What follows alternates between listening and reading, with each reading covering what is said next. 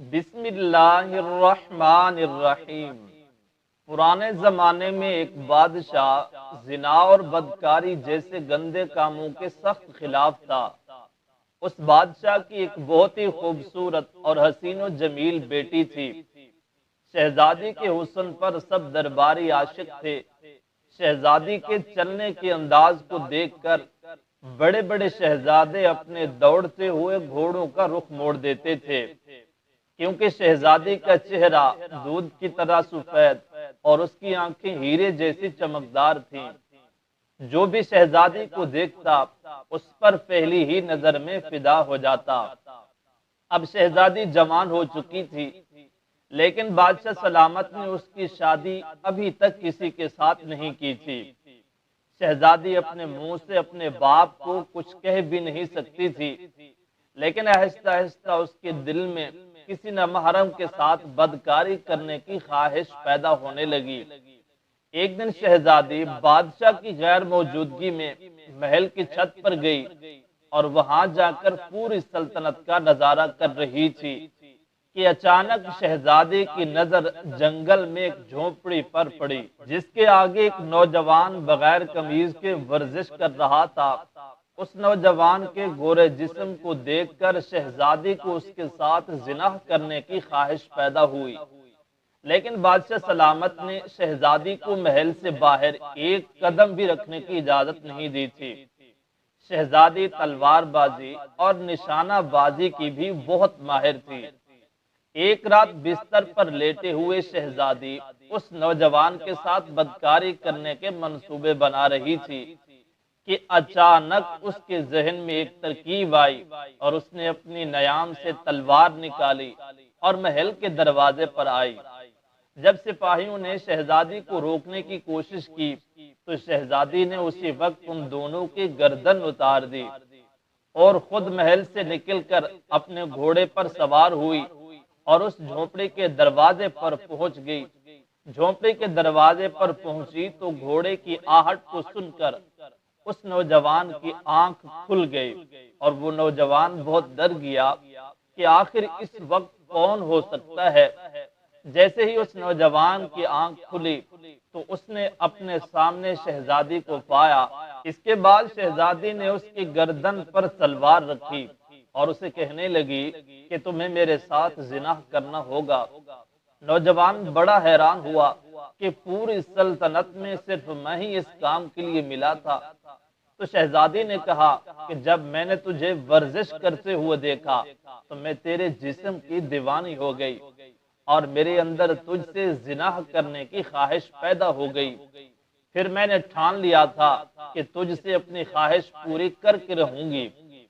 پھر شہزادی نے اپنے جسم کے کپڑے اتار دیے اور اس کے ساتھ بدکاری شروع کر دی۔ ساری رات اس نوجوان کے ساتھ زنا کرنے کے بعد وہ محل میں پہنچ گئی۔ جب صبح ہوئی اور بادشاہ کی آنکھ کھلی تو وزیر نے بادشاہ سلامت کو بتایا کہ حضور محل کے دروازے پر 2 سپاہی مرے پڑے ہیں۔ بادشاہ یہ سن کر بڑا حیران ہوا کہ 2 سپاہیوں کو کون مار سکتا ہے۔ پھر بادشاہ نے سوچا کہ شاید کوئی ڈاکو آئے ہوں گے اور انہوں نے مزاحمت کر کے ہمارے 2 سپاہی مار دیے۔ لیکن جب دوسری رات ہوئی تو پھر شہزادی اپنے تلوار لے کر دروازے پر گئی۔ پھر 2 سپاہیوں کو مار کر وہاں سے اس نوجوان کی جھونپڑی میں گئی اور ساری رات اس کے ساتھ بدکاری کرتی رہی اور پھر اندھیرا ختم ہونے سے پہلے محل میں لوٹ آئی۔ دوسرے دن بھی بادشاہ کو خبر ملی تو بادشاہ بڑا حیران ہوا کہ آخر ہر رات ہمارے سپاہیوں کو کون مار رہا ہے۔ انہی سوچوں میں پریشان بادشاہ بیٹھا ہوا تھا کہ وزیر نے خبر دی کہ بادشاہ سلامت شہزادی گھر سے بے ہوش ہو کر پائی گئی ہے۔ جب شاہی حکیم کو بلایا گیا تو اس نے بادشاہ کو اکیلے میں آ کر بتایا کہ شہزادی حاملہ ہو گئی ہے۔ یہ سن کر بادشاہ غش کھا کر گر گیا اور بے ہوش ہو گیا۔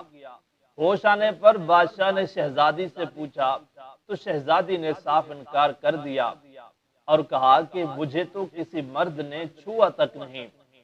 لیکن بادشاہ کو معلوم تھا کہ شہزادی جھوٹ بول رہی ہے۔ بادشاہ نے شہزادی کو کچھ بھی نہیں کہا کیونکہ وہ بادشاہ کی اکلوتی بیٹی تھی۔ اس کے بعد بادشاہ سلامت نے اپنے محل کی حفاظت کے لیے بہت سارے سپاہی نافذ کر دیے۔ ایک رات تو شہزادی محل سے باہر نہ گئی، لیکن جب دوسری رات ہوئی تو پھر شہزادی اس نوجوان کے ساتھ اپنی خواہش پوری کرنے کے لیے تڑپنے لگی۔ بادشاہ سوچ سوچ کر پاگل ہو رہا تھا کہ شہزادی نے کس کے ساتھ زنا کیا ہے۔ انہی سوچوں میں بادشاہ سلامت بیٹھا ہوا تھا کہ وزیر نے کہا کہ حضور، میرے پاس ایک ترکیب ہے جس پر عمل کر کے ہم پتہ لگا سکتے ہیں کہ شہزادی کس کے ساتھ زنا کرتی ہے۔ بادشاہ نے کہا کہ وہ کون سی ترکیب ہے جس سے ہم اس بدبخت کا پتہ لگا سکیں۔ وزیر نے کہا کہ بادشاہ سلامت، آپ کو شہزادی کی حرکات پر نظر رکھنی ہوگی، کیونکہ مجھے لگتا ہے کہ شہزادی محل میں موجود کوئی آدمی یہ کام نہیں کر سکتا۔ اس کے بعد بادشاہ سلامت نے شہزادی کی حرکات پر نظر رکھنا شروع کر دی۔ جب رات ہوئی تو شہزادی پھر اس نوجوان سے اپنی خواہش پوری کرنے کے لیے تڑپنے لگی اور اس نے اپنی نیام سے تلوار نکالی اور چپکے سے محل سے نکل گئی۔ لیکن بادشاہ کو معلوم ہو گیا کہ شہزادی کسی سے باہر زنا کرنے کے لیے جاتی ہے۔ اس کے بعد بادشاہ گھوڑے پر سوار ہو کر باہر نکلا اور شہزادی کا پیچھا کرتے کرتے اس جھوپڑی کے دروازے پر پہنچ گیا۔ جیسے ہی دروازے پر پہنچا تو دیکھ کر بادشاہ سلامت کے پیروں تلے سے زمین نکل گئی، کیونکہ شہزادی اس نوجوان کے گردن پر تلوار رکھ کر اس سے زنا کر رہی تھی۔ بادشاہ سلامت کے پیروں تلے سے زمین نکل گئی۔ اس نے شہزادی کو کہا کہ میں نے ساری زندگی کسی ماں بہن اور بیٹی کو بری نظر سے نہیں دیکھا، لیکن تم نے میری عزت کو خاک میں ملا دیا۔ اس کے بعد بادشاہ نے اس نوجوان کی طرف دیکھا تو اس نے کہا کہ بادشاہ سلامت، میں بہت مجبور تھا۔ شہزادی ہر رات میرے پاس آتی اور میری گردن پر تلوار رکھ کر زبردستی میرے ساتھ زنا کرتی۔ پھر جب بادشاہ سلامت شہزادی اور نوجوان کو لے کر محل میں آیا تو بادشاہ کے ایک بزرگ وزیر نے کہا کہ بادشاہ سلامت، اگر آپ برا نہ مانیں تو ایک بات کہنا چاہتا ہوں۔ بادشاہ نے کہا کہ کہو، کیا بات ہے؟ وزیر نے کہا، بادشاہ سلامت، آپ یاد کریں، آپ نے زندگی میں کبھی کسی نامحرم لڑکی کے ساتھ زنا تو نہیں کیا۔ بادشاہ نے اپنی ماضی میں نظر دوڑائی تو اس کو ایک واقعہ یاد آیا کہ جب میں جوان تھا تو ایک دفعہ ایک گاؤں سے گزرتے ہوئے مجھے ایک لڑکی پسند آ گئی اور میں نے اس غریب کی بیٹی کے ساتھ زبردستی زنا کیا تھا اور پھر وہاں سے چلا گیا، لیکن اس کے بعد میں نے اس گناہ کی توبہ نہیں کی۔ پھر بزرگ بولا، بادشاہ سلامت، زنا انسان پر قرض ہوتا ہے اور آج آپ نے وہ قرض چکا دیا ہے۔ اگر آپ نے اسی وقت اپنے گناہ کی معافی مانگ لی ہوتی تو شاید آپ کو یہ دن دیکھنا نہ پڑتا۔ پھر اس بزرگ نے کہا کہ بادشاہ سلامت، آپ نے جس لڑکی کے ساتھ زنا کیا تھا وہ میری بیٹی تھی، اور جس نوجوان کے ساتھ شہزادی زنا کرتی ہے وہ میرا بیٹا ہے۔ کل آپ نے میری عزت کے ساتھ کھلواڑ کیا تھا، آج اس کا قرضہ میرے بیٹے نے چکا دیا۔